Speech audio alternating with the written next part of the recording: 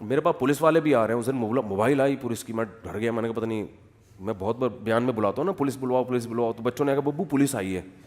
اڑے میں نے کہا پولیس والے تک پہنچ گئی بات. تو خیر میں نے ان کو بٹھایا, میں نے کہا جی وہ کوئی گھریلو مسئلہ تھا. پولیس میں نے کہا یار پولیس والوں کے ساتھ مسائل گھر کے.